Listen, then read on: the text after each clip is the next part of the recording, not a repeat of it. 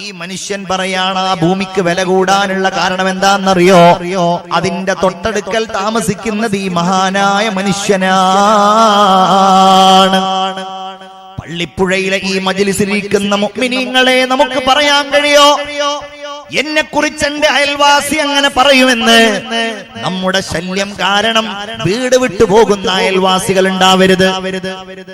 നമ്മൾ പ്രത്യേകിച്ച് ഞാൻ ഒന്നുകൂടെ പറയാം, നമ്മളുടെയൊക്കെ ഒരു ജീവിത രീതി പ്രകാരം അയൽവാസി എന്നുള്ള ബന്ധത്തോടൊപ്പം കുടുംബ ബന്ധം എന്നൊരു ബന്ധം കൂടെ ഉണ്ടാവും അല്ലേ?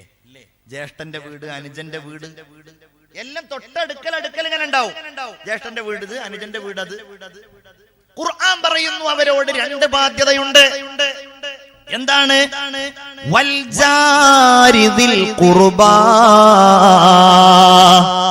കുടുംബ ബന്ധമുള്ള അയൽവാസി, ജ്യേഷ്ഠൻ, അനുജൻ, സഹോദരൻ, വാപ്പായുടെ സഹോദരൻ, അങ്ങനെയുള്ള വലിയ ബന്ധങ്ങളുണ്ടല്ലോ, അവനോട് രണ്ട് ബാധ്യതയാണ്. വൽ ജാരിൽ ജുനുബി, അകന്ന അയൽവാസി എന്ന് പറഞ്ഞാൽ ബന്ധമില്ലാത്ത അയൽവാസി, കുടുംബ ബന്ധമില്ലാത്ത അയൽവാസി, ഇയാളോട് അയൽവക്കത്തെ ബന്ധവും അതുപോലെ കുടുംബ ബന്ധവും നീ പാലിക്കണമെന്നാണ് പരിശുദ്ധ ഖുർആനിൽ അല്ലാഹു തമ്പുരാൻ പറയുന്നത്. ഇസ്ലാമിന്റെ ദർശന പ്രകാരം നീ വീട് പണിയുമ്പോ നിന്റെ അയൽവാസിയുടെ വീടിന് ഒരു പ്രയാസമുണ്ടാകുന്ന രീതിയിൽ, കാറ്റ് തടയുന്ന രീതിയിൽ നീ വീട് പണിയാൻ പാടില്ല. ചിന്തിക്കണം. നമ്മൾ കാരണം നമ്മുടെ അയൽവാസിക്കും കൂടെ സമൃദ്ധി ഉണ്ടാകണം. നമ്മൾ കാരണം നമ്മുടെ ചുറ്റുപാടുകളിലുള്ളവർക്ക് സന്തോഷമുണ്ടാകണം. നമ്മൾ കാരണം പടച്ചോനെ ഇവന്റെ അടുക്കലാണല്ലോ ഞാൻ താമസിക്കുന്നത്, അങ്ങനെ ഉണ്ടാവാൻ പാടില്ല. ഹബീബായ മുഹമ്മദ് മുസ്തഫ സല്ലല്ലാഹു അലൈഹി വസല്ലമ തങ്ങൾ പറയുകയാണ്, അർബഉം മിൻ സആദത്തിർ റജുലി, ഒരു മനുഷ്യന്റെ ഭാഗ്യം, സൗഭാഗ്യം നാലെണ്ണമാണ്. ഒരാൾക്ക് സൗഭാഗ്യം കിട്ടിയത് 4 കാര്യങ്ങൾ അയാൾക്ക് കിട്ടിയോ എന്ന് നോക്കിയിട്ടാണ്. ഇത് ഞാൻ പറഞ്ഞു കഴിഞ്ഞാൽ നിങ്ങൾക്ക് എല്ലാവർക്കും മനസ്സിലാക്കാൻ കഴിയും ഞാൻ ഭാഗ്യവാനാണോ അല്ലേ എന്ന്. ഞാൻ അത്ര നേരം പറഞ്ഞപ്പോഴേക്ക് കുറെ ആളുകൾക്ക് ഉറക്കം വന്നോ എന്ന് ഞാൻ സംശയിക്കുകയാണ്. ഉറക്കം വന്നോ? ഇല്ല, അൽഹംദുലില്ലാ. അപ്പൊ ആ പറഞ്ഞ ആൾക്ക് ഏതായാലും വന്നിട്ടില്ല. പറയാത്ത ആൾക്കാർക്ക് ഇനി ഉറക്കം വരുന്നുണ്ടോ എന്നുള്ളത് നമുക്ക് നോക്കണം എന്നുണ്ടെങ്കിൽ ഒന്ന് എഴുന്നേറ്റ് നിൽക്കാൻ പറഞ്ഞാൽ എല്ലാവർക്കും റാഹത്ത്. ഞാൻ പ്രസംഗം തുടങ്ങിയിട്ട് ഇപ്പൊ എത്ര നേരമായി? അരമണിക്കൂറായോ? നിങ്ങൾ ആരും സമയം നോക്കിയിട്ടില്ല, പറയണതിരുന്ന് അങ്ങനെ കേൾക്കുക. 1 മണിക്കൂർ കറക്റ്റ് ആണോ? 1 മണിക്കൂറാണ്. ഇൻഷാ അല്ലാഹ് ഇനി 1 മണിക്കൂറും കൂടെ പോകുന്നു തോന്നുന്നുണ്ടല്ലേ? ഇൻഷാ അല്ലാഹ് അല്ലാഹു തആല സ്വീകരിക്കട്ടെ. അല്ലാഹു ഈ പറയുന്ന കാര്യങ്ങളൊക്കെ ജീവിതത്തിൽ അല്ലാഹു നമുക്ക് വലിയ വെളിച്ചമാക്കി തരട്ടെ. നമ്മുടെ ജീവിതത്തിലും സാമൂഹികമായ നമ്മുടെ ചുറ്റുപാടുകളിലൊക്കെ അല്ലാഹു വലിയ ബറക്കത്ത് തരട്ടെ. അപ്പൊ നമുക്ക് എഴുന്നേറ്റ് നിന്ന് ചെറിയൊരു സ്വലാത്ത് ചൊല്ലിയാലോ? എല്ലാവരും സ്വലാത്ത് ചൊല്ലൂ. തവസ്സൽനാ ബിബിസ്മില്ലാഹ് വബിൽ ഹാദി റസൂലില്ലാഹ് വകുല്ലി മുജാഹിദിൻ ലില്ലാഹ് വഅഹ്ലിൽ ബദ്രി യാ അല്ലാഹ് സ്വലാത്തുല്ലാഹ് അലാ ത്വാഹ റസൂലില്ലാഹ് സ്വലാത്തുല്ലാഹ് സലാമുല്ലാഹ് അലാ യാസീൻ ഹബീബില്ലാഹ്. ഉറക്ക് അശ്രദ്ധ രണ്ടും പോയവര് മാത്രം ഇരിക്കി, അല്ലാത്തവർക്ക് നിൽക്കാനും സൗകര്യമുണ്ട്, കിടക്കാനും സൗകര്യമുണ്ട്. എല്ലാവരും പോയോ? അൽഹംദുലില്ലാ, ഉറക്കൊക്കെ പോയി എല്ലാരും ഉണർന്ന സ്ഥിതിക്ക് സഹോദരിമാരെ, നിങ്ങളെ ഞങ്ങൾ കാണുന്നില്ല എന്നുണ്ടെങ്കിലും നിങ്ങളൊക്കെ അവിടെ ഉറങ്ങാതിരിക്കുന്നുണ്ടാവുന്നതാണ് ഞങ്ങളുടെയൊക്കെ പ്രതീക്ഷ.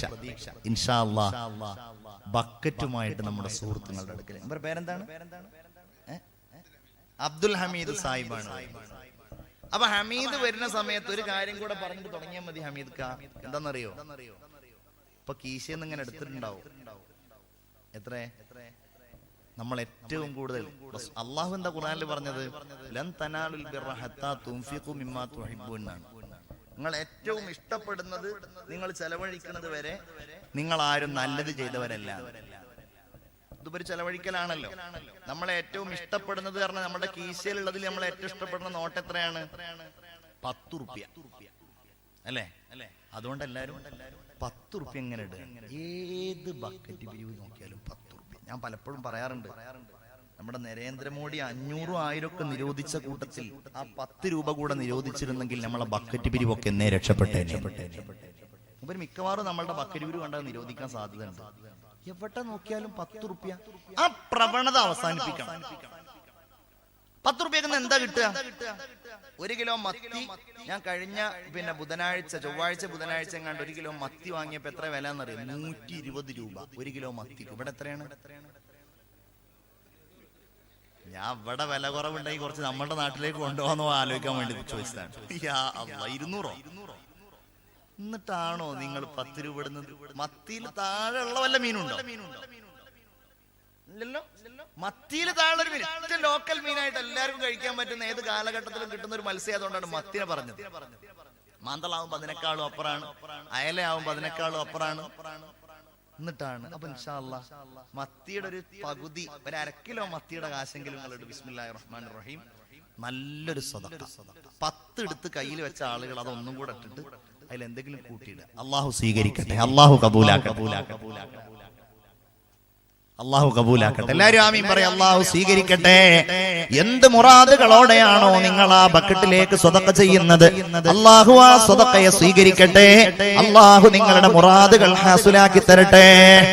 ആമീൻ യാ റബ്ബൽ ആലമീൻ.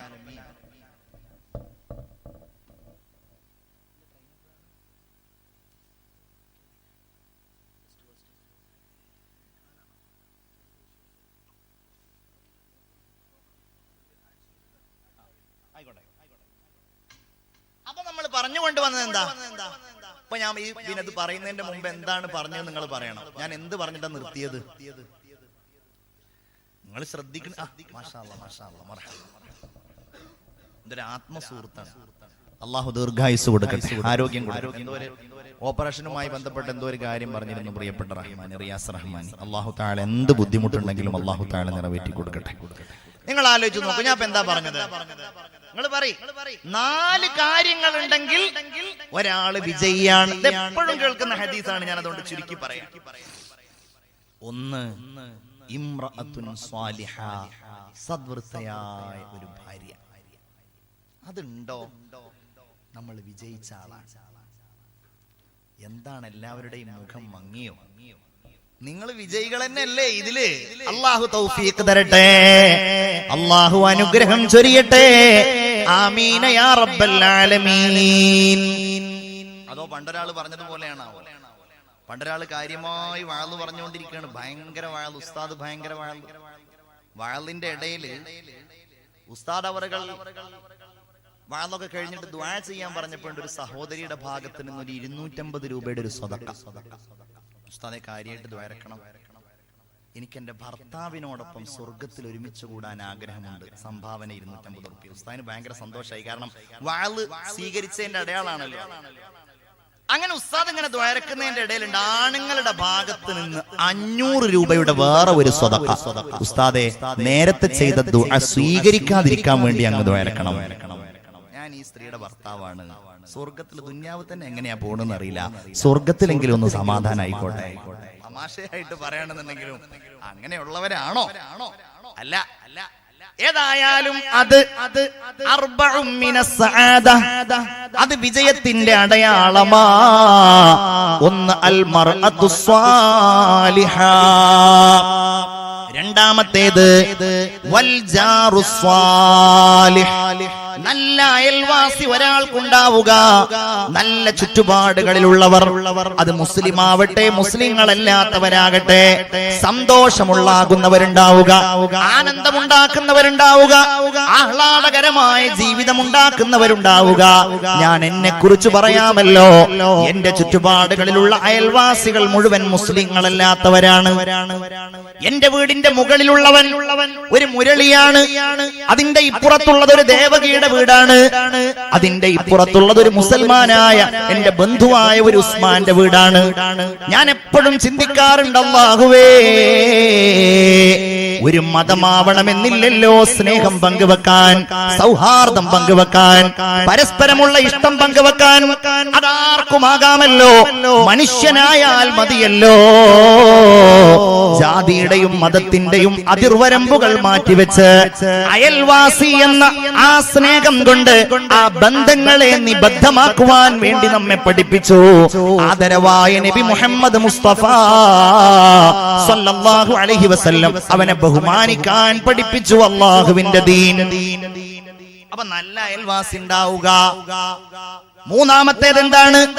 മൂന്നാമത്തേത് അവിടെ നിൽക്കട്ടെ. നാലാമത്തേത് വൽ മർകബുൽ ഹനീ, വൽ മർകബുൽ ഹനീ, ഇണങ്ങിയ ഒരു വാഹനം ഉണ്ടാവുക. മൂന്നാമത്തേത് വൽ മസ്കനുൽ വാസിഅ, വേറെ ഹദീസിൽ വദ്ദാറുൽ വാസിഅ, വിശാലമായ വീട്. ഇവിടെയാണ് നമ്മളൊക്കെ പെടാറുള്ളത്. നമ്മുടെ മനസ്സിനാണ് വിശാലത. ഞാനൊരാളുടെ വീട്ടിൽ പോയി. ആ വീട്ടിൽ പോയപ്പോ എന്നെ സംബന്ധിച്ചിടത്തോളം കാഴ്ചയിലത് ചെറിയ ഒരു വീടാണ്. പക്ഷെ ആ മനുഷ്യന്റെ മനസ്സ് വളരെ വിശാലമാണ്. കാരണം അയാൾക്ക് ആ വീട് എല്ലാ സൗകര്യമുള്ള വീടായിട്ട് അനുഭവപ്പെടുന്നു. നിങ്ങളുടെ വീടുകളെ കുറിച്ച് ആലോചിക്കുക. എന്നിട്ട് നിങ്ങൾ ചിന്തിക്കുക, എന്റെ ഈ വീട് അൽഹംദുലില്ലാഹ്, ഇതിലെനിക്ക് താമസിക്കാനുള്ള വിശാലതയുണ്ടല്ലോ, സൗകര്യങ്ങളുണ്ടല്ലോ, ഇതെനിക്ക് മതിയായതാണ്. ഇനി ഇതിന്റെ മുകളിൽ ഞാൻ വീട് വെക്കുന്നില്ല, ഇതിനെ ഞാൻ വിശാലമാക്കുന്നില്ല എന്ന് ചിന്തിച്ച് ഉള്ള വീട് കൊണ്ട് തൃപ്തിപ്പെട്ടാൽ റഹ്മാനായ റബ്ബ് അത് വിശാലമായ വീടാക്കുകയാണ്. എന്നാൽ വീടുണ്ടാക്കി ഒരു കൊല്ലം കഴിഞ്ഞപ്പോ റൂമിന്റെ വീതി പോരല്ലോ, സിറ്റ് ഔട്ടിന്റെ വീതി പോരല്ലോ, അതുപോലെ അതിഥികളെ സ്വീകരിക്കാനുള്ളതിന്റെ വിശാലത പോരല്ലോ എന്ന് പറഞ്ഞിട്ട് കടം വാങ്ങിയും ബുദ്ധിമുട്ടിയിട്ടും ഉള്ള വീട് പൊളിക്കാൻ തയ്യാറാകുന്നുവെങ്കിൽ നിന്റെ വീട് വിശാലമായ വീടല്ല. നിന്റെ വീട് നീ വിജയിച്ചതിന്റെ അടയാളം നിനക്ക് കിട്ടിയിട്ടില്ല. വിശാലമായ വീടെന്ന് പറയുന്നത് ഏതാ? ആ വീട്ടിലേക്ക് നിന്റെ പ്രിയപ്പെട്ട ഉമ്മയെ നീ കൊണ്ടുവന്നിട്ടുണ്ട്. നിന്റെ പ്രിയപ്പെട്ട ഉപ്പ അവിടെ താമസിക്കുന്നുണ്ട്. നിന്റെ ഭാര്യ എവിടെയുണ്ട്? നിന്റെ മക്കൾ എവിടെയുണ്ട്? നിന്റെ ഉമ്മാക്കുള്ള സേവനം നീ ചെയ്യുന്നുണ്ട്. നിന്റെ വാപ്പാക്കുള്ള സന്തോഷം നീ ചെയ്യുന്നുണ്ട്. നിന്റെ ഉമ്മാക്ക് രാത്രി ചോറ് പറ്റില്ല, നിന്റെ ഉമ്മാക്ക് രാത്രി കഞ്ഞിയാണ് പറ്റുക. ആ കഞ്ഞിയാണ് നീ ഉമ്മാക്ക് കൊടുക്കുന്നത്. നിന്റെ ഉപ്പാക്ക് രാത്രി ചപ്പാത്തിയാണ് വേണ്ടത്, നീ ആ ചപ്പാത്തിയാണ് കൊടുക്കുന്നത്. അവിടെ അസ്വാരസ്യമില്ല, അവിടെ സങ്കടമില്ല, അവിടെ സംഘട്ടനമില്ല, എല്ലാം അവിടെ സമാധാനമാണ്. എങ്കില് ആ വീടാണ് അൽ മസ്കനുൽ വാസിഅ, വിശാലമായ വീട് എന്ന് നബിയുനാ മുഹമ്മദ് മുസ്തഫ സല്ലല്ലാഹു അലൈഹി വസല്ലം സൂചിപ്പിച്ച വീട്. എന്നാൽ ഇന്നത്തെ വിശാലത എവിടെയാണ്? ഇന്ന് എന്തിനാണ് ഗൾഫിൽ പോകുന്നത്? നമ്മുടെയൊക്കെ ലക്ഷ്യം ഒരു വീടുണ്ടാക്കുക എന്നുള്ളതാണ്.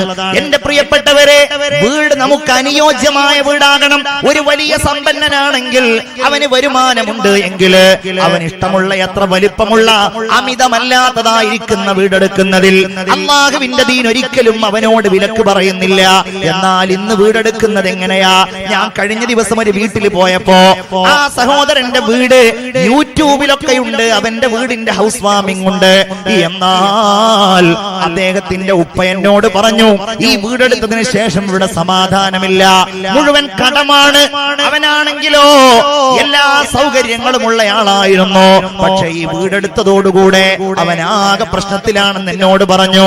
എനിക്ക് തോന്നിയ ഒരു കാര്യം, വീടെടുക്കാൻ വേണ്ടി ഒരുങ്ങിയ ഒരാൾ അവന്റെ ബഡ്ജറ്റിൽ ഒതുങ്ങാത്ത, അവന്റെ ഭാര്യയുടെ സമ്മർദ്ദപ്രകാരം, അവന്റെ പൊങ്ങച്ചത്തിന് വേണ്ടിയിട്ട്, അവന്റെ ആഡംബരത്തിന് വേണ്ടിയിട്ട് അവൻ വീടുണ്ടാകുമ്പോ അവന്റെ വരുമാനത്തിനപ്പുറത്തേക്ക് പോയിട്ട് ബാങ്കിൽ പോയി ലോൺ എടുത്ത്, പലിശക്ക് പണമെടുത്ത്, ആളുകളിൽ നിന്ന് കടം വാങ്ങി, അങ്ങനെ അലങ്കാരവും സന്തോഷവും അലങ്കാരവും അതുപോലെ വലിയ വലിയ സംവിധാനവും ഒക്കെ ഒരുക്കിയാൽ ആ വീടൊരിക്കലും സമാധാനത്തിന്റെ വീടാവുകയില്ല. അവിടെയാണ് നമ്മൾ ആദ് സമുദായത്തെ കാണേണ്ടത്. അവിടെയാണ് നമ്മൾ സമൂത് ഗോത്രത്തെ കാണേണ്ടത്. ഇതൊക്കെ എന്തിനാ ഖുർആൻ പറഞ്ഞതെന്നറിയോ? ഇവന്മാര് വലിയ വീടുണ്ടാക്കി എന്ന് ഖുർആൻ പറയുന്നുണ്ട്. ആദ് സമുദായം എന്താ പറഞ്ഞത് പോലെ വീട് എങ്ങനത്തെ വീടെന്നറിയോ? നമ്മളുടെ ലോക്കൽ വീടല്ല. വസമൂദല്ലദീന ജാബുസ്സഖറ ബിൽവാദ്, മലഞ്ചെരിവുകളിൽ പാറകൾ തുരന്നുകൊണ്ടാണ് സമൂദ് ഗോത്രം വീടുകൾ ഉണ്ടാക്കിയത്. ആദ് സമുദായോ ഇറമദാത്തിൽ ഇമാദ്, വലിയ വലിയ തൂണുകൾ ഉണ്ടായിരുന്നു അവരുടെ വീടുകൾക്ക്. മഹാനായ സയ്യിദുനാ ഹൂദ് നബി അലൈഹിസ്സലാം അവരോട് ചോദിക്കുകയുണ്ടായി, അല്ലയോ സമുദായമേ, നിങ്ങൾ എന്തിനാണ് ഇത്രയും വലിയ വീടുകൾ ഉണ്ടാക്കുന്നത്? നിങ്ങൾ എന്തിനാണ് ഇത്രയും വലിയ കൊട്ടാരങ്ങൾ ഉണ്ടാക്കുന്നത് എന്നവരോട് ചോദിച്ചപ്പോൾ ഹൂദ് നബി അലൈഹിസ്സലാമിനെ പരിഹസിച്ച് കളിയാക്കി വിട്ട അവരുടെ ഏറ്റവും വലിയ മാതൃകയാണ് പ്രത്യേകിച്ച് കേരളത്തിലുള്ള നമ്മൾ പിന്തുടരുന്നത്. ഞാൻ പറയണത് ഒരു വീട്, നല്ലൊരു സൗകര്യമുള്ള വീട് ഉണ്ടാക്കുക എന്നുള്ളതിന് ഒരിക്കലും നമ്മൾ എതിർക്കല്ല. പക്ഷെ ആ വീട് പലിശയിൽ അധിഷ്ഠിതമാകരുത്. അള്ളാഹു നമ്മളെ കാക്കട്ടെ. ആ വീട് പൊങ്ങച്ചത്തിന്റെ വീടാകരുത്. അള്ളാഹു നമ്മളെ കാക്കട്ടെ. എനിക്ക് വലിയൊരു വീടുണ്ടാവണം, അതല്ല, എനിക്കൊരു വീടുണ്ടാവണം എന്റെ ബഡ്ജറ്റില്, എന്റെ സൗകര്യത്തില്, എന്റെ റാഹത്തിൽ ഒതുങ്ങിയൊരു വീട്. അതാ നിയ്യത്ത്. ഈ നാട്ടിൽ ഏറ്റവും വലിയ വീട്, ഈ ഏറ്റവും വലിയ സൗകര്യം, അങ്ങനെയൊക്കെ ആക്കുമ്പോഴാണ് അള്ളാഹു തആല പരീക്ഷിക്കുക. ചിന്തിച്ചു നോക്കൂ നിങ്ങൾ. അള്ളാഹു തആല എന്താണ് സമൂദ് ഗോത്രത്തെ കാണിച്ചത്? എന്താണ് ആദ് സമുദായത്തെ കാണിച്ചത്? ഖിയാമത്ത് നാളിന്റെ അടയാളം എന്താണ്? ഖിയാമത്ത് നാളിന്റെ അടയാളം മനുഷ്യന്മാര് വലിയ വീടെടുക്കുന്നുള്ളതാണ്. ഞാൻ പറയുന്നത് നമ്മൾ വലിയ വീട്, ചെറിയ വീട് ഉണ്ടാക്കിയോ വലിയ വീട് ഉണ്ടാക്കിയോ അവരല്ല ഞാൻ പറയണത്. ഞാൻ പറയണത് ഈ രണ്ട് സ്വഭാവം, ഒന്ന് പൊങ്ങച്ചത്തിനും രണ്ടാമത് എന്തിനും, രണ്ടാമത് പലിശയിൽ അധിഷ്ഠിതമായതും. ഒരു വീടുണ്ടാക്കുമ്പോ അത്യാവശ്യം ചില്ലറെ കടം വാങ്ങുക എന്നുള്ളതൊന്നും ഒരു പ്രശ്നമുള്ള കേസായിട്ടല്ല ഞാൻ പറയണത്. കടം വാങ്ങാതെ ഒരു വീടുണ്ടാക്കാൻ കഴിയാന്നുള്ളത് അപൂർവമായ ഒരു സംഗതിയാണ്. നമ്മളൊക്കെ ചെറിയ ചെറിയ വീടുണ്ടാക്കേണ്ടി വരും, എല്ലാവരുടെയും ഏറ്റവും വലിയ സ്വപ്നല്ലേ. പക്ഷെ അള്ളാഹു നിഷിദ്ധമാക്കിയ പലിശയും അതുപോലെ പൊങ്ങച്ചവും, ഇത് രണ്ടും ഉണ്ടെങ്കിൽ അവന്റെ കാര്യം പോയി. നമ്മളുടെയൊക്കെ മനസ്സിൽ അങ്ങനെ വല്ലതുണ്ടെങ്കിൽ ഇപ്പോഴേ നമ്മളങ്ങ് ഒഴിച്ചു വിട്ടോ. കാരണം എന്താണെന്നറിയോ? നമുക്കൊക്കെ ഉള്ള ഒരു വീട് അറിയാലോ. എത്ര വലിയ വീട്ടുകാരനാണെങ്കിൽ ഉള്ളൊരു വീട് അറിയാലോ. നാളെ കിടക്കുന്ന വീട്, ഖബറെന്ന മണ്ണാറക്കൂട്, അവിടേക്ക് പോകാനുള്ളതാണ്. 6 കാലുള്ളൊരു കട്ടിലേറ്റി ആളുകൾ മെല്ലെ നടന്നിടുന്നു. ഇരുളാൽ പെയിന്റിട്ട വീട്, ഖബറെന്ന മണ്ണാറക്കൂട്. വലിയ വീടുണ്ടാക്കിയിട്ട് ആ വീടുകൾ ഇങ്ങനെ ലൈറ്റ് അറേഞ്ച്മെന്റുകളൊക്കെ ചെയ്ത് ആ വീട്ടിലേക്ക് കടന്നു വരുന്നവർക്കൊക്കെ വലിയ അത്ഭുതം തോന്നി. പണക്കാരല്ലാത്ത ആളുകൾ ആ വീട്ടിലേക്ക് വരുമ്പോ അവരെ പുച്ഛത്തോടുകൂടെ സമീപിച്ച് സമ്പന്നരായ സമ്പന്നരല്ലാത്ത അനുജനെയും ജ്യേഷ്ഠനെയും ഒക്കെ അകറ്റി നിർത്തിയിട്ട് അങ്ങനെയുള്ള ഒരു പൊങ്ങച്ചമുണ്ടല്ലോ. മുഅ്മിനേ, പള്ളിപ്പുഴയിലെ മുഅ്മിനീങ്ങളെ, പള്ളിപ്പുഴയിലെ ഉമ്മമാരെ, അങ്ങനെയൊക്കെയുള്ള സ്വഭാവമാണ് എങ്കിൽ നമ്മളൊന്ന് ചിന്തിക്കുക. അല്ലാഹ്, എന്റെ ഈ സുന്ദരമായ വീട്ടിൽ വെച്ച് ഞാൻ അങ്ങ് മരിച്ചു പോയാൽ എന്നോടൊരു സഹോദരൻ പറയുകയാണ്, ഉസ്താദേ, ഞങ്ങളുടെ നാട്ടിൽ വലിയ ഒരു വീടിന്റെ ഉടമയുണ്ടായിരുന്നു. നാട്ടുകാർക്കൊക്കെ ആ വീട്ടിലേക്ക് പോകുക എന്നുള്ളത് വലിയ ഒരു സ്വപ്നമായിരുന്നു. പക്ഷേ വല്ല കാര്യത്തിനും വേണ്ടി ചെന്നാൽ, വല്ല സഹായത്തിനും വേണ്ടി ചെന്നാൽ പുച്ഛിച്ച് പറഞ്ഞേക്കുമായിരുന്നു അയാൾ. അങ്ങനെ ഞങ്ങൾ എല്ലാവരിൽ നിന്നും അയാൾ അകന്നു കഴിഞ്ഞു. അയാൾ ഇങ്ങനെ വലിയ കാറിൽ യാത്ര ചെയ്യും, ഞങ്ങളുമായിട്ടൊന്നും അയാൾ യാതൊന്നും മിണ്ടുകയില്ല. എന്നിട്ട് അവസാനം അയാൾ പറയാണ്, ഈ മനുഷ്യനും മക്കളും ഒക്കെ വലിയ രാജാക്കന്മാരെ പോലെ കഴിഞ്ഞു, എല്ലാവർക്കും അവരെ പുച്ഛമാണ്, എല്ലാവരെയും അവർക്ക് പുച്ഛമാണ്, അയൽവാസികളുമായിട്ടൊന്നും ഒരു ബന്ധവുമില്ല. ആര് കല്യാണത്തിന് വിളിച്ചാലും കത്തവിടെ വെച്ച് പൊക്കോ എന്നാ പറയുക, അവര് ചെല്ലുകയില്ല. ഇനി ചെന്നാൽ തന്നെ അവരൊന്നും കാര്യമായിട്ട് ചെയ്യൂല. അങ്ങനെ ഞങ്ങളിതിങ്ങനെ കണ്ട് അവസാനം പെട്ടെന്നൊരു ദിവസം ആ മനുഷ്യൻ മരിച്ചുപോയി. അല്ലാഹുവേ, മയ്യിത്ത് ആ വീട്ടിൽ ഇങ്ങനെ വെക്കുമ്പോ ഞങ്ങൾ നാട്ടുകാർക്കും പോകാനൊരു താല്പര്യവുമില്ല. അത് അയാളോട് വിരോധമുണ്ടായിട്ടല്ല, നമ്മളുമായിട്ട് ബന്ധമില്ലല്ലോ. അങ്ങനെ അവസാനം പള്ളിയിലെ ഉസ്താദിനെ വിളിച്ചു. പള്ളിയിലെ ഉസ്താദിനെ ഇയാൾ ഒരു ദിവസം എന്തോ പറഞ്ഞ് പുച്ഛിച്ചിട്ടുണ്ടായിരുന്നു. എന്നാലും ഉസ്താദ് ക്ഷമിച്ചു, കൂട്ടുകുടുംബങ്ങൾ ക്ഷമിച്ചു. ഉസ്താദ് തന്നെ നാട്ടിലുള്ള എല്ലാവർക്കും ഫോൺ ചെയ്തിട്ട് ഈ മനുഷ്യന്റെ മയ്യിത്ത് കാണാൻ വരാൻ പറഞ്ഞു. നമ്മളുടെ ഒരു ബാധ്യതയാണല്ലോ. അങ്ങനെ ഇയാള് മരിച്ചു കഴിഞ്ഞിട്ട് ഇയാളുടെ മകൻ കാര്യങ്ങളൊക്കെ തിരിച്ചറിഞ്ഞു. അൽഹംദുലില്ലാഹ്, മകൻ പൊതുവായ കാര്യങ്ങൾക്ക് സഹായിക്കാൻ തുടങ്ങി. നാട്ടുകാരോട് ചിരിക്കാൻ തുടങ്ങി. നാട്ടുകാർക്ക് സന്തോഷകരമായ അനുഭവങ്ങൾ ഉണ്ടാവാൻ തുടങ്ങി. ഇന്ന് ആ വീട് ഞങ്ങളുടെ നാട്ടിലെ എല്ലാവരുടെയും മത്താണിയായ ഒരു വീടാണ്. എല്ലാവർക്കും സന്തോഷം നൽകുന്ന ഒരു വീടാണ്. ആ മനുഷ്യന്റെ മകൻ ഇന്ന് ഒരുപാട് ഖൈറുകൾ ചെയ്യുന്നുണ്ടെന്ന് എന്നോടൊരു സഹോദരൻ അനുഭവം പറഞ്ഞത് ഞാൻ ഈ സന്ദർഭത്തിൽ പങ്കുവെക്കുകയാണ്. വിശാലമായ വീട് എന്ന് പറയുമ്പോ നമ്മളുടെ വീടുകളൊന്നും നമ്മൾ അഹങ്കാരത്തിന്റെ ലക്ഷണാക്കരുത്. അല്ലാഹു തആല ആദി സമുദായത്തെ അങ്ങോട്ട് തകർത്ത് കളഞ്ഞു. കാരണം എന്താ? ഒരു വലിയ ഇമാദ്, വലിയ തൂണുകൾ ഉണ്ടാക്കി. അൽഹംദുലില്ലാഹ്, നമ്മളൊക്കെ എത്ര സ്തുതിക്കണം അല്ലാഹനെ. നിങ്ങളൊന്ന് ആലോചിച്ചു നോക്കൂ പ്രിയപ്പെട്ടവരെ. ആദരവായ ഹബീബ് സയ്യിദുനാ മുഹമ്മദ് മുസ്തഫ സല്ലല്ലാഹു അലൈഹി വസല്ലമ തങ്ങളുടെ വീടുകളെ കുറിച്ച് ഖുർആൻ പറയുന്നുണ്ടല്ലോ. അൽ ഹുജറാത്ത് എന്ന അധ്യായം നിങ്ങൾ ഖുർആനിൽ കണ്ടിട്ടില്ലേ?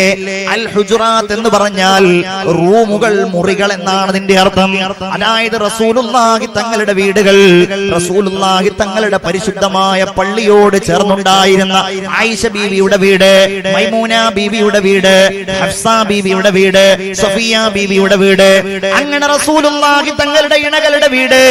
ആ വീടുകളിൽ ഓരോന്നിലായിരുന്നു ആദരവായ റസൂലുള്ളാഹി തങ്ങൾ താമസിച്ചു കൊണ്ടിരുന്നത്. ആ വീടുകളെ കുറിച്ച് മഹാന്മാര് പറയുന്നത് ഇങ്ങനെയാണ്. ആ വീടുകൾ ചെറിയ റൂമുകളായിരുന്നു. റസൂലുള്ളാഹിന്റെ വീടുകളിൽ ഒന്ന് കൈ നന്നായിട്ട് നിവർത്തിയാൽ ചുവരുകളിൽ തട്ടുമായിരുന്നു. ഏതാനും 3-4 മുഴം വീതിയും നീളവുമേ ഉണ്ടായിരുന്നുള്ളൂ. കൈ നന്നായിട്ട് ഉയർത്തിയാൽ മേൽക്കൂരയിൽ തട്ടുമായിരുന്നു. റസൂലുള്ളാഹിന്റെ വീടുകൾ ചെറിയ വീടുകൾ, ഈന്തപ്പന ഓലകൾ മോഞ്ഞ വീടുകൾ. ആ വീടുകളിൽ ആയിഷ ബീവിയുടെ വീട്ടിൽ ചെറിയ ഒരു കട്ടിലുണ്ട്. റസൂലുള്ളാഹി തങ്ങൾക്ക് കിടക്കാൻ ചെറിയ ഒരു പായയുണ്ട്.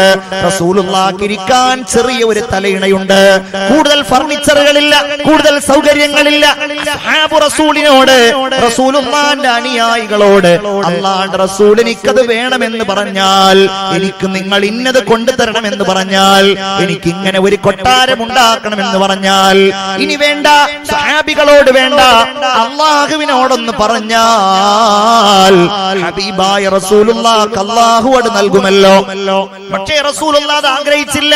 ഹബീബായ നബി തിരുമേനി സല്ലല്ലാഹു അലൈഹി വസല്ലമ തങ്ങള് അങ്ങനെയുള്ള വലിയ വീടുകളെ കൊതിച്ചില്ല.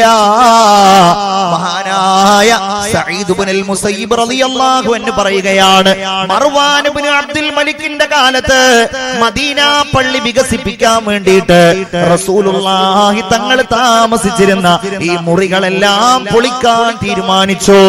ഞങ്ങളെല്ലാവരും ഇവിടെ ഒരുമിച്ച് കൂടി, നബിയുടെ അനുയായികളും മദീന നിവാസികളും ഇവിടെ ഒരുമിച്ച് കൂടി ഈ വീടുകൾ പൊളിക്കുന്നത് കണ്ടപ്പോ ഹബീബായ പ്രവാചകന്റെ ആ സുഗന്ധമേറ്റുവാങ്ങിയ, അവിടുത്തെ പ്രവർത്തനങ്ങൾക്ക് സാക്ഷിയായ ആ മുറികൾ പൊളിക്കുന്നത് കണ്ടപ്പോ മദീന നിവാസികൾ മുഴുവൻ പൊട്ടിക്കരഞ്ഞു പോയി.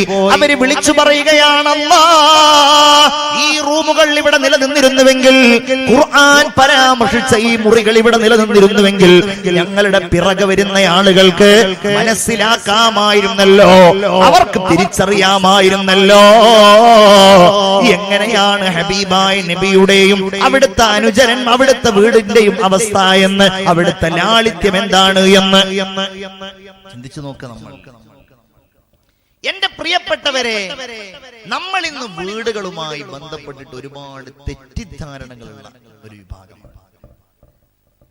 വാസ്തു എന്ന് കേട്ടിട്ടുണ്ടോ? വാസ്തു വാസ്തുശാസ്ത്രം എന്ന് പറഞ്ഞാൽ വീട് നിർമ്മിക്കുന്ന ശാസ്ത്രം എന്നാണ് അതിന്റെ അർത്ഥം, വാസ്തുശാസ്ത്രം.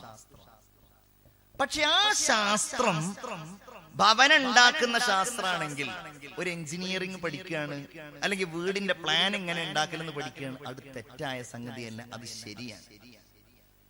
ഇന്ന് ഈ ശാസ്ത്രത്തിൽ ഒരുപാട് ഇസ്ലാമിൻ്റെതല്ലാത്ത ആശയങ്ങൾ കടന്നുകൂടിയിട്ടുണ്ട്. അത് വളരെ വിശദമായ ഒരു വിഷയമാണ്. എന്തുകൊണ്ടെന്നാൽ ഈ വാസ്തുശാസ്ത്രവുമായി ബന്ധപ്പെട്ട ഒട്ടനേകം കാര്യങ്ങൾ, ഈ വാസ്തു എന്നത് തന്നെ ഹിന്ദു മിത്തോളജിയിലുള്ള ഒരു പിശാചിന്റെ നാമമാണ്. അങ്ങനെയാണ്. അതിവിടെ വെച്ച് പറയേണ്ടതില്ല, എന്നാലും സൂചിപ്പിക്കാമല്ലോ. അസുരന്മാരും ദേവന്മാരും തമ്മിൽ ഒരുപാട് യുദ്ധങ്ങൾ ഉണ്ടായി എന്നാണ്. കുട്ടികളൊക്കെ വായിച്ചിട്ടുണ്ടാകും, അസുരന്മാരും ദേവന്മാരും തമ്മിലുള്ള യുദ്ധം. ഇതിൽ ആരും ജയിക്കൂല, ആരും തോൽക്കൂല. ഒടുവില് ഈ അസുരന്മാർ ദേവന്മാരെ ചില രീതിയിൽ പരാജയപ്പെടുത്തി അവസാനം ഒരു വാസ്തു എന്ന് പറഞ്ഞൊരു പിശാച് ഉണ്ടാവുകയും ആ പിശാചിൽ നിന്ന് രക്ഷ നേടാൻ വേണ്ടിയിട്ട് ദേവന്മാർ ശിവനെ സമീപിച്ചപ്പോ ശിവൻ വാസ്തുവിനെ ഭൂമിയിലേക്ക് പറഞ്ഞയക്കുകയും ചെയ്തെന്നൊക്കെയാണ് അതിന്റെ ഐതിഹ്യം. വളരെ വിശദമായ കഥകളാണ്, അവരുടെ ഇടയിലുള്ള കഥകളാണ്. എന്നിട്ട് പറഞ്ഞു, ആരാണോ ഭൂമിയിൽ ഈ വാസ്തുവിനെ പ്രീതിപ്പെടുത്തുന്നത്, പൂജ ചെയ്യുന്നത്, അവര് താമസിക്കുന്ന ഇടമൊക്കെ സന്തോഷത്തിന്റെ ഇടമായി മാറും. അതുകൊണ്ടാണ് വീടുണ്ടാക്കുമ്പോ ചില ആൾക്കാർ വാസ്തുപൂജ നടത്തുന്നത്. അതുമായി ബന്ധപ്പെട്ടിട്ട് എന്ത് പൂജ ചെയ്യുകയാണെങ്കിലും അശ്ശിർക്കു ബില്ലാഹ്. ശ്രദ്ധിച്ചോളൂ. 1, 2, വീടുമായി ബന്ധപ്പെട്ടിട്ട് നോട്ടവും അതിന്റെ ലക്ഷണം നോക്കലും ഒക്കെ ഇസ്ലാമികമായിട്ട് മഹാന്മാരുമായി ബന്ധപ്പെട്ടിട്ടൊക്കെ നല്ല കാര്യമാണ്. പക്ഷെ ഉണ്ടല്ലോ, വീട്ടുമായി ബന്ധപ്പെട്ട് നമ്മൾ ഇന്ന് കേൾക്കുന്ന പലതും പല മൂലകളുണ്ട്. തെക്ക് പടിഞ്ഞാറ് മൂല, കിഴക്ക് പടിഞ്ഞാറ് മൂല, മറ്റേ മൂല, ആ മൂല, കന്നിമൂല, എന്ത് മൂലയാണെങ്കിലും അതൊക്കെ ഈ മിത്തോളജിയുമായി, ഹിന്ദു മിത്തോളജിയുമായിട്ട് ബന്ധപ്പെട്ടതാണ്. അവരുടെ പുരാണങ്ങളുടെ കഥകളുടെ അടിസ്ഥാനമാണ്. അവരുടെ വിശ്വാസപ്രകാരം ഈ വാസ്തുവിന്റെ പാദം പതിക്കുന്ന ഭാഗമാണ് കന്നിമൂല എന്നാണ്. കന്നിമൂല എന്ന് പറഞ്ഞിട്ടുണ്ടെങ്കിൽ തെക്ക് പടിഞ്ഞാറ് മൂല. ആ മൂലയില് അവിടെ ആ കാല് പതിക്കുന്ന ഭാഗമായത് കൊണ്ട് അവിടെ ബാത്റൂം പാടില്ല, അവിടെ അത് പാടില്ല, ഇത് പാടില്ല. ഇനി വല്ലതും ഉണ്ടായിട്ടുണ്ടെങ്കിൽ അതിന്റെ അടിസ്ഥാനത്തിലാണ് വീട്ടിലുണ്ടാകുന്ന എല്ലാ അവലക്ഷണങ്ങളും തുടങ്ങിയ വിശ്വാസം ഉണ്ടല്ലോ. അങ്ങനെയുള്ള വിശ്വാസങ്ങൾ മുഴുവൻ അനിസ്ലാമികമാണ്. അതൊക്കെ ശിർക്കുമായി ബന്ധപ്പെട്ടതാണ്. നമ്മൾ തന്നെ എന്താണ്, കുറെ കാലം എല്ലാരും ഇങ്ങനെ കേട്ടു, നമുക്കും തന്നെ ഒരു വീടുണ്ടാക്കുമ്പോ ഇനിയിപ്പോ ഒറ്റ വീടാണല്ലോ ഒരിക്കൽ ഉണ്ടാക്കുക. അതുകൊണ്ട് തന്നെ അയാൾ പറയുന്നു, ഇയാൾ പറയുന്നു. ചില മുസ്ലിങ്ങളായ ആളുകൾ പോലും, ആ രംഗത്ത് പ്രവർത്തിക്കുന്ന ആളുകൾ പോലും ഇതിനെയൊക്കെ കൂട്ടുപിടിക്കുന്നതായിട്ട് കാണാൻ കഴിയും. നമ്മൾ അതിലേക്കൊന്നും പോകരുത്. മഹാന്മാരായ ആലിമീങ്ങൾ, സ്വാലിഹീങ്ങൾ, ഇത്തരം കാര്യങ്ങളിൽ നൈപുണ്യം നേടിയ ആളുകൾ ഖുർആനുമായി ബന്ധപ്പെട്ട്, ഹദീസുകളുമായി ബന്ധപ്പെട്ടിട്ട് വല്ലതും പറയുകയാണെങ്കിൽ അത് സ്വീകരിക്കുക. മറ്റൊന്നും നമ്മൾ സ്വീകരിക്കാൻ പാടില്ല. ശിർക്കാണ്. നമ്മളിങ്ങനെ ചിന്തിക്കും, ഞാനൊക്കെ ഇപ്പൊ എവിടെയാ ശിർക്ക് ചെയ്യുന്നത്? ഇവന്റെ വീടുണ്ടാക്കുമ്പോ, അതിന് തറക്കല്ലിടുമ്പോ, ആ വീട് ഉദ്ഘാടനം ചെയ്യുമ്പോ 1-ാം നമ്പർ ശിർക്ക് ചെയ്തിട്ട് അവൻ നടക്കുന്നത്. ഗൗരവല്ലേത്? എന്റെ പ്രിയപ്പെട്ടവരെ, നമ്മൾ ആലോചിക്കണം. നമ്മളുടെ വീട്ടിൽ നമ്മൾ ചെയ്യേണ്ട ഏറ്റവും വലിയ പ്രവർത്തനങ്ങളിലൊന്ന് ആ വീട്ടിൽ നിസ്കാരം നിലനിർത്തുക എന്നുള്ളതാണ്. ഉമ്മ നിസ്കരിക്കണം, വാപ്പ നിസ്കരിക്കണം, മക്കൾ നിസ്കരിക്കണം. ആ വീട് നിസ്കാരത്തിന്റെ ഇടമായി മാറണം, നിസ്കരിക്കുന്ന ഗേഹമായി മാറണം. മഹാനായ ഇത്ബാൻ ഇബ്നു മാലിക് റളിയല്ലാഹു അൻഹു പറയുകയാണ്, റസൂലുള്ളാഹി സ്വല്ലല്ലാഹു അലൈഹി വസല്ലമ തങ്ങൾ ഒരിക്കൽ എന്റെ വീട്ടിലേക്ക് വന്നു. ഞാനൊരു പുതിയ വീടെടുത്തപ്പോ റസൂലുള്ളാഹി എന്നോട് ചോദിച്ചു, ഇത്ബാനേ, എവിടെയാണ് ഞാൻ നിസ്കരിക്കേണ്ടത്? ഇത്ബാൻ, മഹാനായ റസൂലുള്ളാഹി സ്വല്ലല്ലാഹു അലൈഹി വസല്ലമ തങ്ങൾ പറഞ്ഞു. അപ്പോൾ ഇത്ബാൻ ഒരു സ്ഥലം കാണിച്ചു കൊടുത്തപ്പോ മഹാനായ ഇത്ബാൻ ഇബ്നു മാലിക് റളിയല്ലാഹു അൻഹുവിന്റെ വീട്ടിൽ റസൂലുള്ളാഹി ഒരു സ്ഥലത്ത് നിസ്കരിച്ചു. പിന്നെ ആ സ്ഥലം ഞങ്ങളൊക്കെ നിസ്കരിക്കാൻ വേണ്ടി ഉപയോഗിക്കുമായിരുന്നു. ആലോചിക്കേണ്ട സംഗതിയാണ്. വീട്ടിൽ കയറിക്കൂടാൻ പറ്റിയ ഏറ്റവും നല്ല സമയം എന്ന് പറഞ്ഞാൽ ളുഹായുടെ സമയമാണ്, ഉച്ചയുടെ മുമ്പുള്ള സമയം. പ്രഭാതം ഏറ്റവും ഉത്തമമായതാണ്.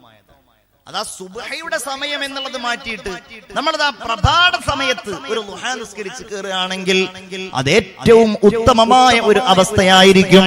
ഞാൻ എന്റെ പ്രിയപ്പെട്ട സഹോദരന്മാരോടും സഹോദരിമാരോടും പറയാണ്, വീട്ടിൽ നിസ്കരിക്കാൻ ഒരിടം നൽകൽ വളരെ നല്ലതാണ്. അല്ലാഹു തആല പരിശുദ്ധ ഖുർആനിലൂടെ പറഞ്ഞത് നമുക്കറിയാമല്ലോ. വഔഹൈനാ ഇലാ മൂസാ വഅഖീഹി ഹാറൂൻ. മൂസ അലൈഹിസ്സലാമിലേക്കും ഹാറൂൻ അലൈഹിസ്സലാമിലേക്കും നാം ദിവ്യബോധനം നൽകി. അൻത ബവ്വഅ ലിഖൗമികുമാ ബിമിസ്റ ബുയൂതാ. മൂസ നബിയും ഹാറൂൻ നബിയും നിങ്ങളുടെ ഈ മിസ്റിൽ നിങ്ങൾ വീടുകൾ ഉണ്ടാക്കണം. അവരോട് പറയാണ്, നിങ്ങൾ ഈജിപ്തിൽ വീടുകൾ ഉണ്ടാക്കണം. വജ്അലൂ ബുയൂതകും ഖിബ്ല. നിങ്ങൾ നിങ്ങളുടെ വീടുകൾ അല്ലാഹുവിലേക്ക് മുന്നിടാനുള്ള മാർഗമായിട്ട് നിങ്ങൾ സ്വീകരിക്കുകയും വേണം. നിസ്കരിക്കാത്ത വീടുകൾ ശപിക്കപ്പെട്ട വീടുകളാണ്. സുബഹിക്ക് എഴുന്നേൽക്കാത്ത വീടുകൾ അഭിശപ്തമായ വീടുകളാണ്. എന്റെ ഉപ്പമാരെ ഉമ്മമാരെ, നിങ്ങൾ നിങ്ങളുടെ വീടുകളിൽ എഴുന്നേറ്റാലും നിങ്ങൾ മറക്കരുതേ, 7 വയസ്സിന് മുകളിലുള്ള നിങ്ങളുടെ പ്രിയപ്പെട്ട മക്കളെ നിങ്ങൾ നിസ്കരിക്കാൻ വേണ്ടി രാവിലെ എഴുന്നേൽപ്പിക്കണം. ആ വീടുകളിൽ നിസ്കാരങ്ങളുടെ, ആ വീടുകളിൽ പരിശുദ്ധ ഖുർആനിന്റെ പ്രഭ ഉണ്ടാകണം. അങ്ങനെയുള്ള വീടുകളിൽ മാത്രമാണ് അല്ലാഹു തമ്പുരാൻ സന്തോഷവും സമാധാനവും നൽകുന്നത്. നമ്മൾ ആ വീട്ടിലേക്ക് കടക്കുമ്പോൾ ബിസ്മി ചൊല്ലി കടന്നാൽ, ആ വീട്ടിലേക്ക് നമ്മൾ പ്രവേശിക്കുമ്പോൾ വീട്ടിലുള്ളവരോട് സലാം പറഞ്ഞ് പ്രവേശിച്ചാൽ റഹ്മാനായ റബ്ബ് സുബ്ഹാനഹു വ തആല നമ്മളുടെ വീടുകളിൽ അനുഗ്രഹം ചൊരിയുന്നതാണ്. നമ്മൾ ആരാ ശ്രദ്ധിക്കാറുള്ളത്? ഇന്നിപ്പോ വീട്ടിൽ നിന്ന് ഇറങ്ങിയപ്പോ, വീട്ടിൽ നിന്ന് ഇറങ്ങുമ്പോൾ ചൊല്ലേണ്ട ദിക്ർ ചൊല്ലി എത്ര ആളുണ്ട് എന്ന് ചോദിച്ചാൽ എന്താ പറയാ? ബിസ്മില്ലാഹ് തവക്കൽതു അലല്ലാഹ് ലാ ഹൗല വലാ ഖുവത ഇല്ലാ ബില്ലാഹ് എന്ന് ചൊല്ലിയിട്ടാണ് വീട്ടിൽ നിന്നിറങ്ങേണ്ടത്. അങ്ങനെ ഒരാൾ വീട്ടിൽ നിന്നിറങ്ങിയാൽ അല്ലാഹുവിന്റെ ഹിഫ്ള് അവനുണ്ടാകുന്നതാണ്. അല്ലാഹുമ്മ ഇന്നി അഊദു ബിക മിൻ അൻ അദില്ല. അല്ലാഹുവേ, വഴിതെറ്റുന്നതിൽ നിന്ന് നിന്നോട് ഞാൻ കാവൽ തേടുന്നു. അല്ലാഹുവേ, മറ്റുള്ളവർ എന്നെ വഴിതെറ്റിക്കുന്നതിൽ നിന്ന് നിന്നോട് ഞാൻ കാവൽ തേടുന്നു. അങ്ങനെയൊക്കെയുള്ള ദിക്റുകൾ ചൊല്ലണം. വീട്ടിലേക്ക് കയറി പോകുമ്പോൾ സലാം പറയണം. വീട്ടിലുള്ളവരോടൊക്കെ സന്തോഷത്തോടെയും സമാധാനത്തോടെയും നമ്മൾ ഇടപെടണം.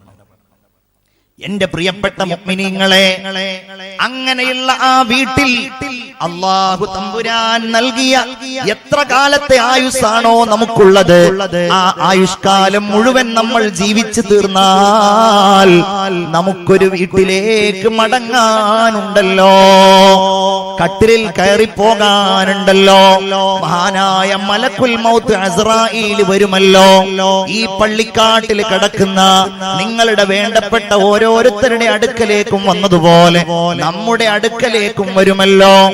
ആ സമയത്ത് സന്തോഷത്തിന്റെ ഇടമായി മാറണമെങ്കിൽ, റഹ്മത്തിന്റെ മലക്കുകൾ വരണമെങ്കിൽ നമ്മളുടെ വീട്ടിൽ നിന്ന് എല്ലാ അരുതായ്മകളെയും നമ്മൾ അകറ്റണം. നമ്മളുടെ വീട് സംഗീത സാന്ദ്രമാവല്ലേ, നമ്മളുടെ വീട് സിനിമ കാണപ്പെടുന്ന വീടാവല്ലേ, നമ്മളുടെ വീട് ഹറാമ് പറയപ്പെടുന്ന വീടാകല്ലേ. അങ്ങനെയുള്ള വീടായാൽ റഹ്മത്തിന്റെ മലക്കുകൾ വരികയില്ല. നമുക്ക് ഖബറിലേക്ക് പോകുമ്പോ നമ്മുടെ മുമ്പിലും നമ്മുടെ പിന്നിലും അല്ലാഹുവിന്റെ മലക്കുകൾ വേണം. അല്ലാഹു നമ്മെ ഖബറിൽ കൊണ്ടുപോയാൽ ആ ഖബർ സന്തോഷത്തിന്റെ, സ്വർഗത്തിന്റെ ഇടമാക്കി മാറ്റാൻ നമുക്ക് സാധ്യമാകണം. അതിന് നമ്മൾ എന്ത് വേണം? നമ്മുടെ വീടുകളിൽ ഖുർആൻ പാരായണം, നമ്മുടെ വീടുകളിൽ ദിക്റിന്റെ ശബ്ദം, നമ്മുടെ വീടുകളിൽ സ്നേഹത്തിന്റെ ശബ്ദം, നമ്മുടെ വീടുകളിൽ സമാധാനത്തിന്റെ ശബ്ദം. അല്ലാഹു തൗഫീഖ് തരട്ടെ. ഈ പറഞ്ഞ കാര്യങ്ങളൊക്കെ സ്വീകരിക്കാനും ഇതനുസരിച്ച് പ്രവർത്തിക്കാനും അല്ലാഹു നമുക്ക് എല്ലാവർക്കും അവസരം തരട്ടെ. എല്ലാവരും ആമീൻ പറയൂ. അല്ലാഹു അവസരം തരട്ടെ. ഇൻഷാ അല്ലാഹ് ഈ സദസ്സ് ദുആയുടെ സദസ്സാണ്. നമ്മളിവിടെ എത്രയോ ആളുകളുണ്ട്, ഒരു വീടില്ലാത്ത ആള്, വാടക വീടുകളിൽ താമസിക്കുന്ന ആള്, സ്വന്തം വീടുണ്ടാക്കാൻ വേണ്ടി കാലങ്ങളായി ആഗ്രഹിച്ചിട്ട് ഇതുവരെ അത് നടക്കാത്ത ആളുകൾ. ഇൻഷാ അല്ലാഹ് ഇന്ന് വീടിനെ കുറിച്ച് പറഞ്ഞ ഈ മജ്ലിസിൽ പ്രത്യേകമായി ഞാൻ അവർക്ക് വേണ്ടി പറയാം. ഇൻഷാ അല്ലാഹ് കുറച്ച് കാര്യങ്ങൾക്ക് വേണ്ടിയിട്ട് നമ്മൾ ഇവിടെ ദുആ ചെയ്യാൻ അംസാജി പ്രത്യേകിച്ച് എന്തെങ്കിലും ഉണ്ട് ദുആ ചെയ്യാൻ, ലേലം ചെയ്യാനുണ്ട്. ഇൻഷാ അല്ലാഹ് നിങ്ങൾ ഈ മജ്ലിസിൽ വെച്ച് നല്ല സ്വതക്കകൾ വാഗ്ദാനം ചെയ്താൽ, ഏറ്റവും നല്ല സ്വതക്കകൾ നിങ്ങൾ തന്നാൽ ഇൻഷാ അല്ലാഹ് നമുക്ക് എല്ലാവർക്കും വേണ്ടി ദുആ ചെയ്യാം. റഹ്മാനായ റബ്ബേ, എന്തൊക്കെ നിയ്യത്തുകളോടെയാണോ ഈ സദസ്സിൽ സ്വതക്ക ചെയ്യുന്നത് അവരുടെയൊക്കെ മുറാദുകൾ നീ ഹാസിലാക്കണേ അല്ലാഹ്. എല്ലാവരും ഒന്ന് കൈ ഉയർത്തിപ്പിടിച്ച് ആമീൻ പറയൂ. ഈ പള്ളിപ്പുഴയിലെ ഈ റാത്തീബിന്റെ ദിവസത്തില് അല്ലാഹുവേ, പ്രിയപ്പെട്ട ഉമ്മാക്ക് വേണ്ടി, പ്രിയപ്പെട്ട ഉപ്പാക്ക് വേണ്ടി, പ്രിയപ്പെട്ട വല്യമ്മാക്ക് വേണ്ടി, പ്രിയപ്പെട്ട വല്യപ്പാക്ക് വേണ്ടി ഒരു സ്വതക്ക പറഞ്ഞിട്ട് ഇൻഷാ അല്ലാഹ് ആരാണോ ദുആറക്കാൻ ആവശ്യപ്പെടുന്നത്, ഇന്നലെ മിനിഞ്ഞാന്നൊക്കെ കൊടുത്തോരായിരിക്കും, എന്നാലും സ്വതക്ക തരുമ്പോ ഇൻഷാ അല്ലാഹ് റഹ്മാനായ റബ്ബ് അവരുടെ മുറാദുകൾ അല്ലാഹു തആല ഹാസിലാക്കി കൊടുക്കട്ടെ. എല്ലാവരും ആമീൻ പറയും. പ്രത്യേകിച്ച് മരിച്ചുപോയവരുടെ പേരിൽ ആരൊക്കെയാണോ സ്വതക്ക ചെയ്യുന്നത് അല്ലാഹു അവരുടെയൊക്കെ ഖബർ വിശാലമാക്കി കൊടുക്കട്ടെ. മരിച്ചുപോയവരുടെ ഖബറിലേക്ക് നിങ്ങൾ ചെയ്യുന്ന സ്വതക്കകളുടെ സവാബ് അല്ലാഹു തആല നൽകട്ടെ. ആമീൻ യാ റബ്ബൽ ആലമീൻ.